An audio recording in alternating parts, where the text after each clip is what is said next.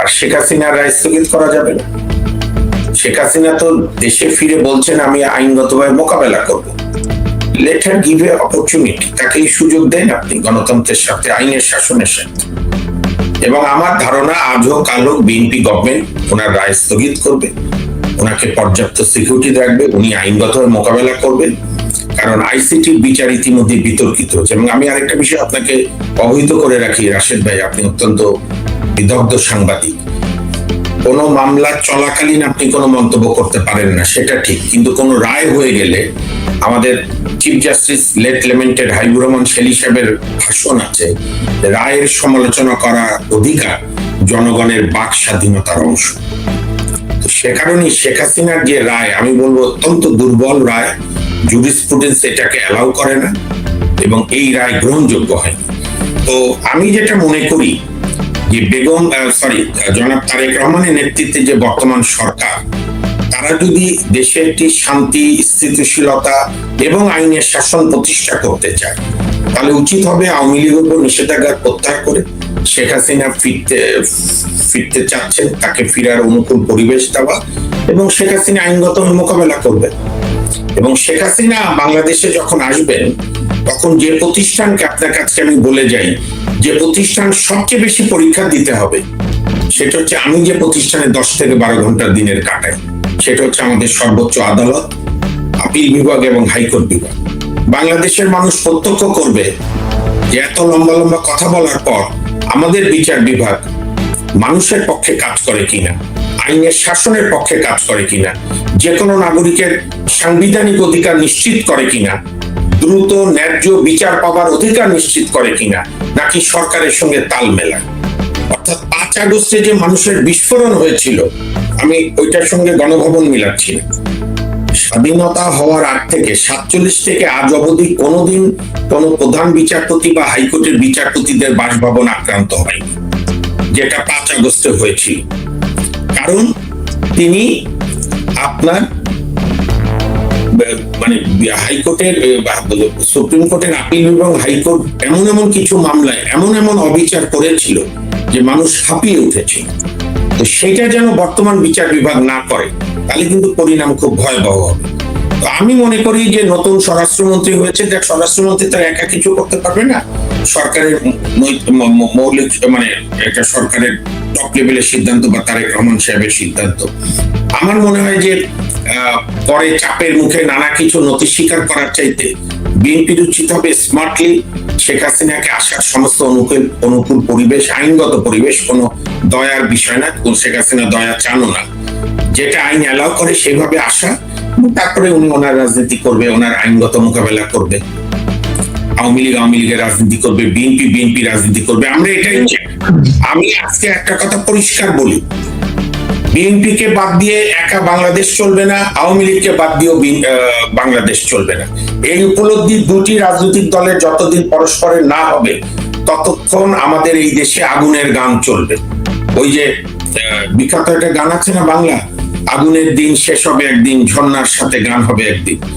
আগুনের দিন শেষ হবে না যদি একজন আরেকজনকে দূরে রাখি। হবে আইনগতভাবে কাজ করতে হবে। যাদের বিরুদ্ধে আওয়ামী লীগের নেতা মন্ত্রীর বিরুদ্ধে কেস দিয়েছে, সত্যি হোক মিথ্যা হোক, কেস আছে, সেগুলো তারা মোকাবেলা করবে আইনগতভাবে। যদি আদালতে দোষী প্রমাণ হয়, আদালতের রায় হবে, ট্রায়াল কোর্টে, তার বিরুদ্ধে আপিল হবে হাইকোর্টে, হাইকোর্টের বিরুদ্ধে হবে আপিল বিভাগে, তারপরে হবে রিভিউ। কিন্তু আওয়ামী লীগের যে লক্ষ লক্ষ কর্মী, কোটি কোটি সমর্থক, তার রাজনৈতিক অধিকার তো আপনি কেড়ে নিতে পারেন না। যে দেশের জামাত স্বাধীনতা বিরোধী, তারা রাজনীতি করবে, আর মুক্তিযুদ্ধের নেতৃত্ব দানকারী দল আওয়ামী লীগ, আমি যদি যুক্তির খাতিরে মেনেও নেই যে এই যে জুলাই আগস্টে আন্দোলনের তদানীন্তন সরকারের নানাবিধ ত্রুটি তো আছেই, নানাবিধ দোষও থাকতে পারে, তাই বলে তো আপনি আওয়ামী লীগকে নিষিদ্ধ করতে পারেন।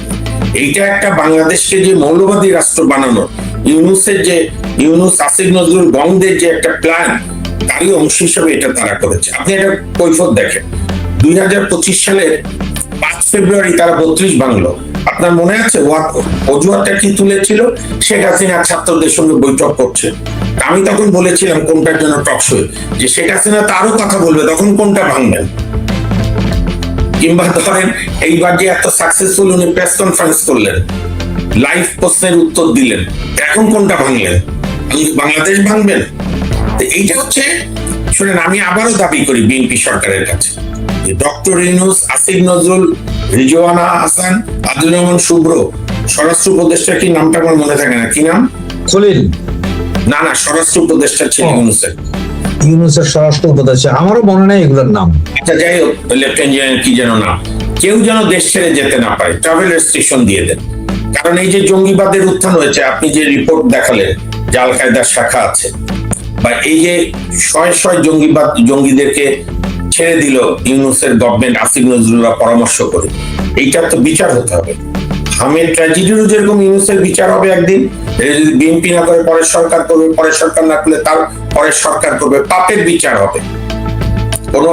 কোন ইন্ডেমনিটি দিয়ে কোনো পাপের বিচার বন্ধ থাকে না। তার বড় প্রমাণ বঙ্গবন্ধু হত্যার বিচার।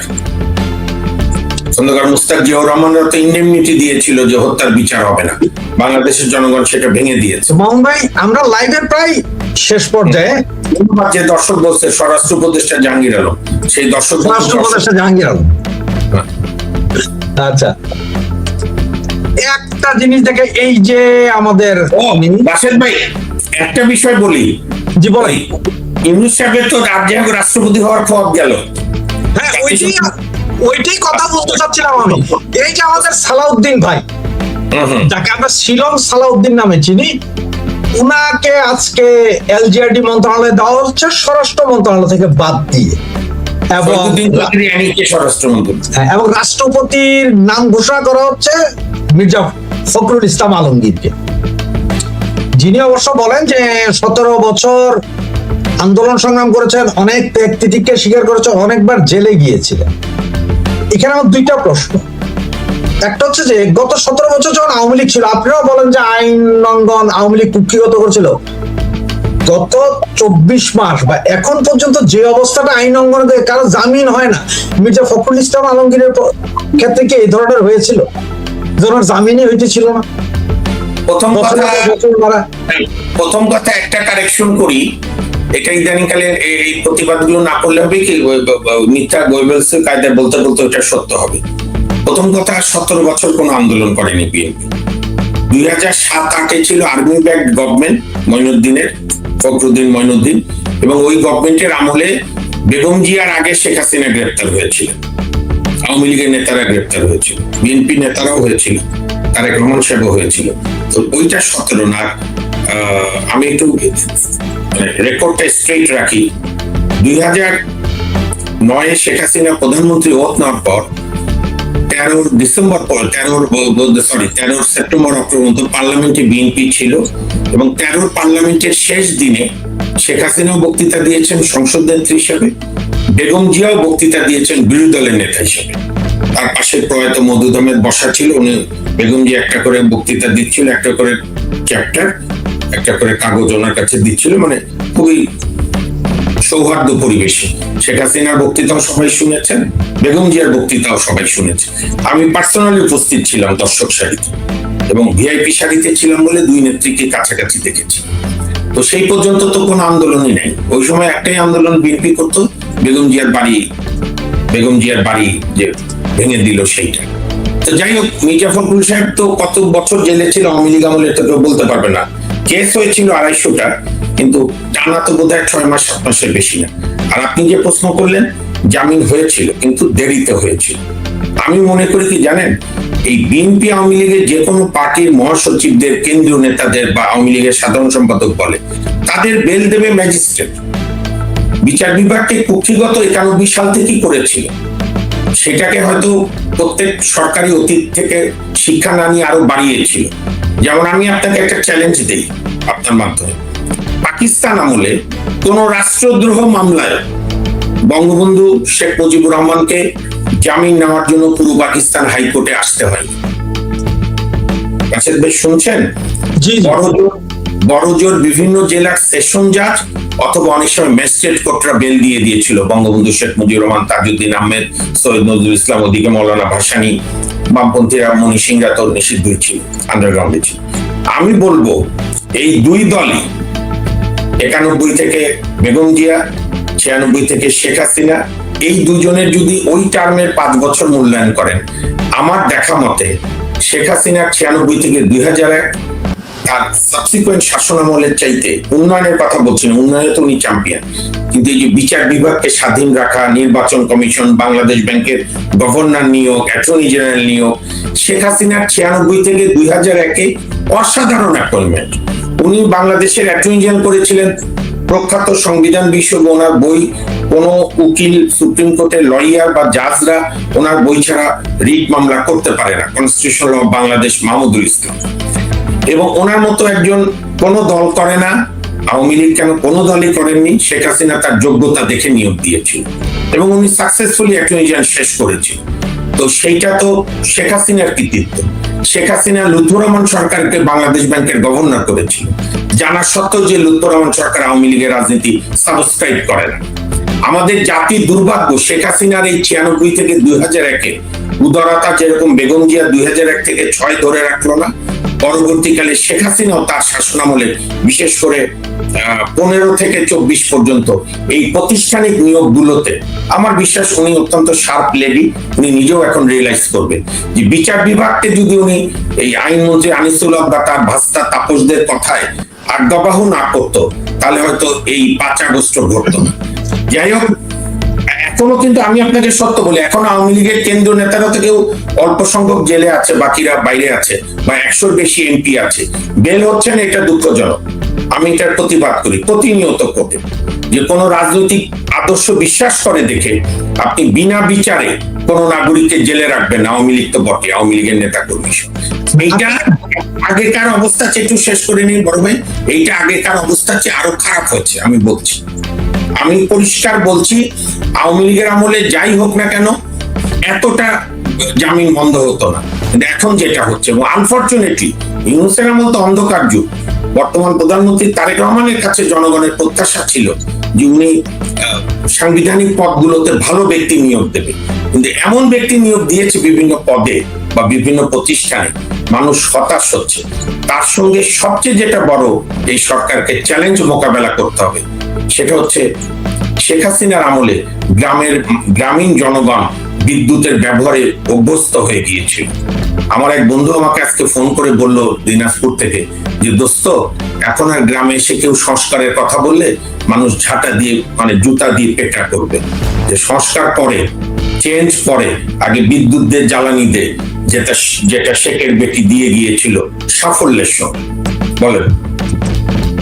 যে আসলে আমি যে প্রশ্নটা আপনাকে করতাম সেই প্রশ্নটার জবাব আপনি অলরেডি দিয়ে ফেলেছেন। মানে আমি আপনার কাছ থেকে জানতে চাচ্ছিলাম যে মোহন ভাই, আমরা অতীত সব বাদ দিই, গত 15 বছর আওয়ামী লীগের শাসনামলের বিচার ব্যবস্থার যা ছিল তার সাথে এখনকার গত যাই হবে, তুমি পুলিশ সদস্য 3 জন 4 জন, তোমরা এইভাবে তারে মারতে পারো, তার টানাটানি করে ব্যাগ ফেলে দিতে পারো, এরা কি মানুষ হবে না? প্রথম কথা, এইটা যে ভিডিও দেখালেন এটা কি ঢাকার? আমাদের ঢাকা। এটা ঢাকা। ওই মহিলা তো একা দুনিয়া নষ্ট করছিল না, তাদের উচিত ছিল ওয়ারলেসে মহিলা পুলিশ ডাক।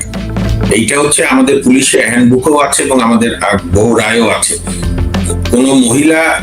কোনো মহিলাকে পুলিশি দিয়ে কিছু করতে গেলে মহিলা পুলিশ ফরজ, এবং এই যে বর্বরতা, এগুলোকে তো আপনার কখনোই কোনো সভ্যতা এলাও করে না। এখন বদিউল আলম মজুমদার, ইফতেখারুজ্জামান, তারা কই? এখন আইনের শাসন কোথায়? শোনেন, বাংলাদেশের জাতির দুর্ভাগ্য যে বারবার স্বপ্ন দেখে, স্বপ্ন ভঙ্গ হয়। এর মধ্যে দিয়ে তবে আমাদের এই পলিমাটি অত্যন্ত দৃঢ়। মুক্তিযুদ্ধ, আমি একটা কথা আপনাকে আজকে বলে যাই, মুক্তিযুদ্ধকে বাদ দিয়ে কোনো রাজনীতি বাংলাদেশে টিকবে না। এইটা আমি পালস বুঝি মানুষের। আপনি আওয়ামী লীগ দমনের নাম করে আপনি যে ইউনূস যে মুক্তিযুদ্ধ আক্রান্ত করেছিল, ইউনূস নিজের অজান্তে জানে না কতগুলো বিচারের ইনশাল্লাহ সে ভবিষ্যতে মুখোমুখি। মানুষকে সংবর্ধনা দিয়েছে হাজারো মানুষ, বলতেছে নেপাল তো ছোট দেশ, ওদের শেখ হাসিনা যদি ফিরে অবস্থাটা কি দাঁড়াবে? একটু বড় সংবর্ধনা হবে। কারণটা হচ্ছে, প্রথম তো আওয়ামী লীগের একটা 40% জনগোষ্ঠী সমর্থন আছে। নাম্বার 2, শেখ হাসিনার ফেরা এবং এই যে সংবর্ধনা, এটা গ্রাউন্ড ওয়ার্ক তৈরি করে দিয়ে গেছে ডক্টর ইউনূস এবং তার অ্যাডভাইজার। তারা যখনই বঙ্গবন্ধুকে আক্রান্ত করেছে, মুক্তিযুদ্ধ জাদুঘর 32 নম্বর সহ সারা দেশে, আপনি বলেন মুজিবনগরের সরকারের মুজিবনগরের ওই যে স্মৃতিস্তম্ভ ভেঙেছে, বীর শ্রেষ্ঠদের স্মৃতিস্তম্ভ ভেঙেছে, বা বিএনপিও কন্ট্রোল করতে পারছে না। প্লাস মানুষ কোনো পরিবর্তন দেখছে না, বিচার বিভাগ কেন, কোনো বিভাগই কোনো পরিবর্তন হয়নি। ফলে শেখ হাসিনার প্রাসঙ্গিকতা ফিরে আসছে। এখন আমি তো প্রত্যাশা করব যে বিএনপি স্মার্টলি হ্যান্ডেল করবে। বিএনপি যদি ধরে থাকে, জিদ ধরে থাকে, তাহলে শেখ হাসিনা আরো জনপ্রিয় হবে। এখন এটা বিএনপির ব্যাপার। তবে জাহিদ সাহেব যে বক্তব্য দিয়েছে তথ্য উপদেষ্টা হয়ে, সেটা তো বোঝা যাচ্ছে যে তাদের মধ্যে আপনার যে ফর্মেলে যে সরকারের নেপথ্যে কি ঘটছে। ধরেন আমি সাধারণত আপনার মতো আমিও একমত, আমরা সাধারণত কোনো গুজব ছড়াতে চাই না বা অনুমান করে বলতে চাই না। তবে নিশ্চয়ই দীনেশ ত্রিবেদী তো আর ওইখানে নরেন্দ্র মোদীর কাছে গিয়ে বলেনি যে তারেক জিয়া আমাকে খুব সম্মান দিয়েছে।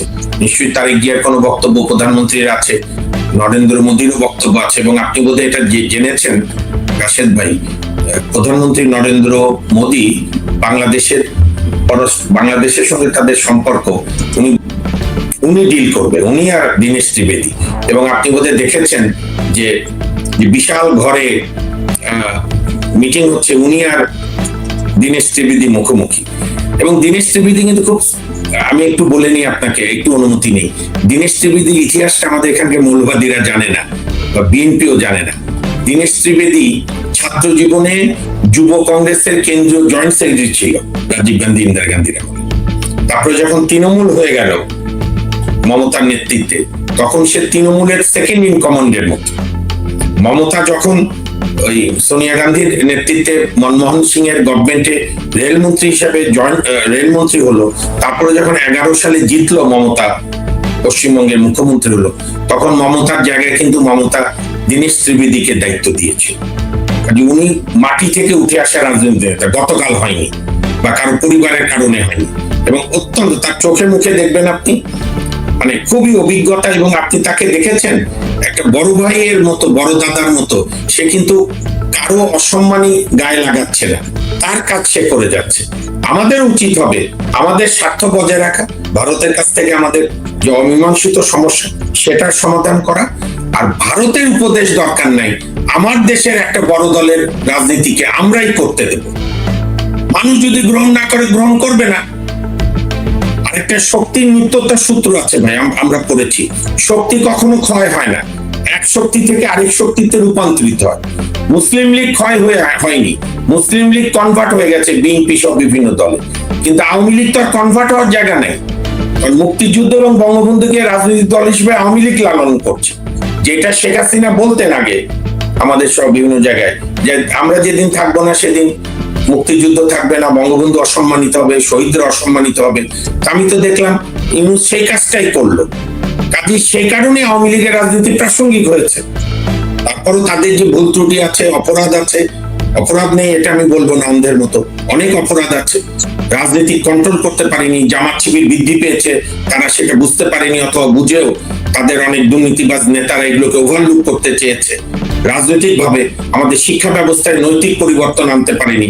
কারণ ধরেন এই যে নাহিদ, তারপর কি নাম, হাসান আব্দুল্লাহ, তারপরে যে বলছিল আমি না সার্জিস, তারপরে যে কি নাম আসিফ মাহমুদ সজীব, যে বলছিল আমি কি নাম কি চালাবো, থ্রিলার না হুইলার চালাবো। হ্যাঁ, তো এরা তো 5-6 এর পরাবস্থায় শেখ হাসিনা রাষ্ট্রীয় ক্ষমতায়।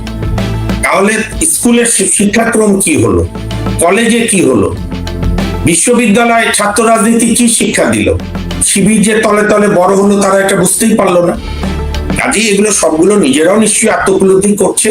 তবে আমি আরেকটা শেষ অনুরোধ করব আজকে টকশোয়, বাংলাদেশে গণতন্ত্রের জন্য, আইনের শাসনের জন্য, বিচার বিভাগের স্বাধীনতার জন্য, মৌলবাদ, জঙ্গিবাদ, এই যে আপনার জয়সি মোহাম্মদ সহ এগুলোকে দমন করার, স্বাধীনতা বিরোধী শক্তিদের দমন করার জন্য আওয়ামী লীগ বিএনপিকে ন্যূনতম জায়গায় ঐক্যমতে পৌঁছাতে হবে।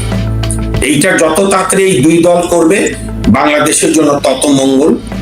নতুবা ওই যে বীরের রক্ত ধরা, মাতারে অশ্রু জল, বীরের রক্ত ধরা সবই কি ধরার ধুলায় হবে আরা, এই প্রশ্ন উঠবে বারবার। ধন্যবাদ।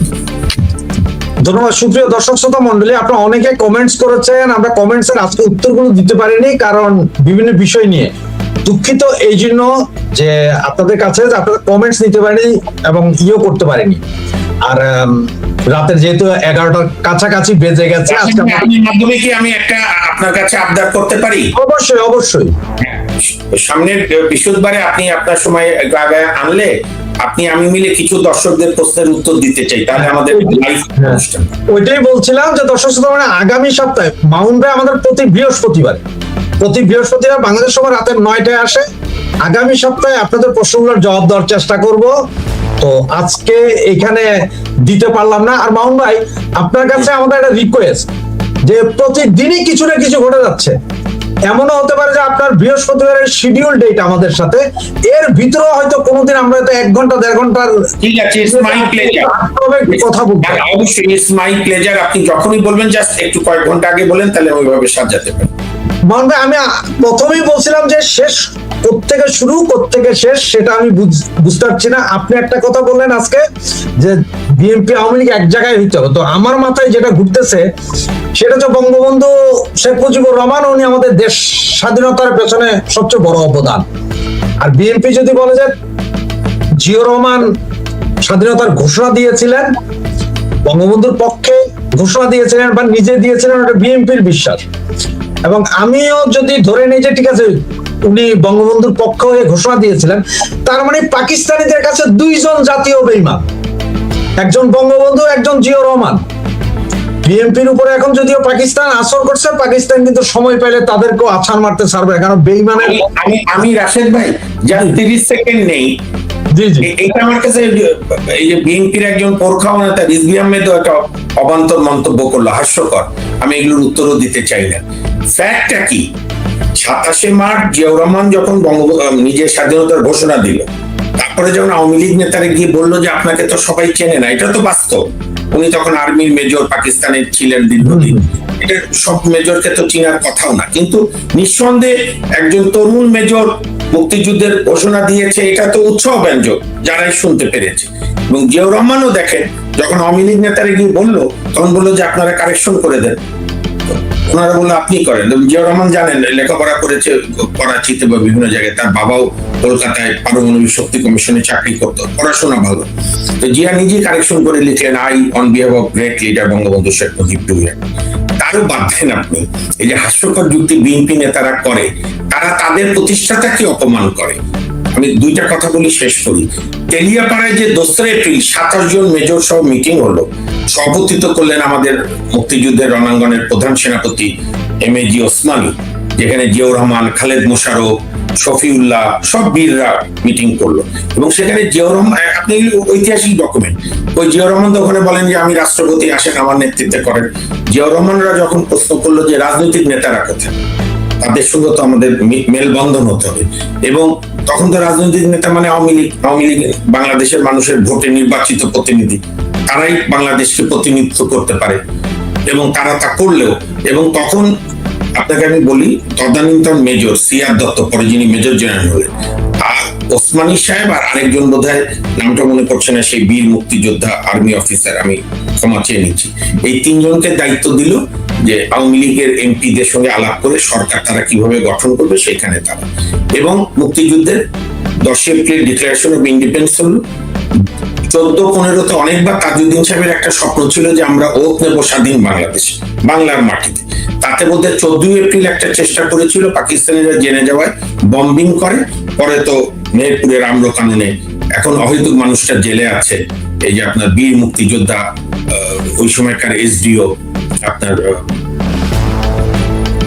আমলা, আপনার হচ্ছে পরে যে শেখ হাসিনার জ্বালানি উপদেষ্টা ছিল তৌফিক এলাহি চৌধুরী, উনি এসডিও, আর পরে এসপি বীর বিক্রম মাহবুদ্দিন সাহেব এসডিপিও।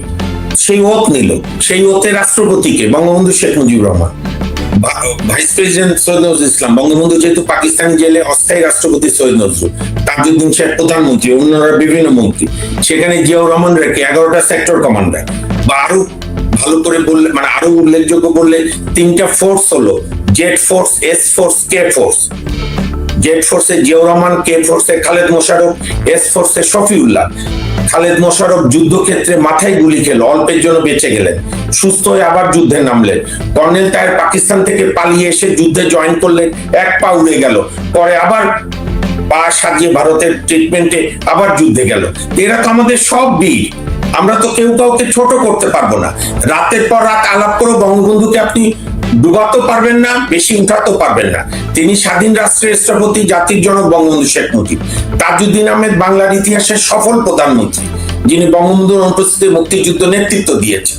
আমি এই জন্য বলি, বঙ্গবন্ধুর জন্ম না হলে বাংলাদেশ স্বাধীন হতো না, আর তাজউদ্দিন সাহেব দায়িত্ব না নিলে আমাদের মুক্তিযুদ্ধ এত দ্রুত শেষ হতো।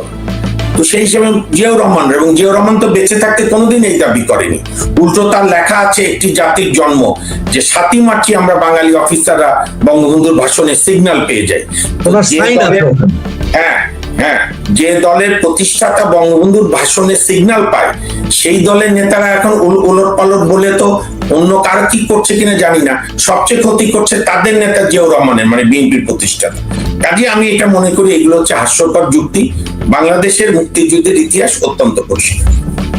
এতদিন আওয়ামী লীগকে বলা হতো যে আওয়ামী লীগ নাটক করছে জঙ্গি ধরে।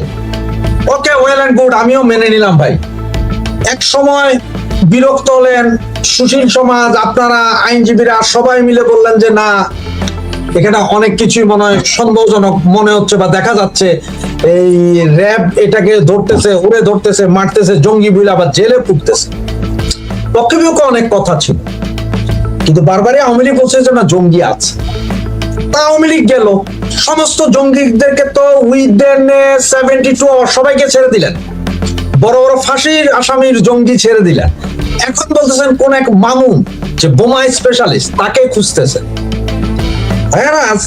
আমি যতটুকু বুঝি, আমার জ্ঞানে আমি যতটুকু বুঝি, যেহেতু আপনাকে এর আগের একটা প্রোগ্রামে আমি বলেছিলাম, যেহেতু আমরা ইমিগ্রেশনে চাকরি করি, আমাদেরকে ওই লাগেজ চেকিং, ব্যাগেজ চেকিং আগে শেখানো হয়, অস্ত্র প্রশিক্ষণটা দেওয়ানো হয় আমাদেরকে, যে কোনটা কিভাবে, ইনকেস কিছু হলে আমরা কি করব।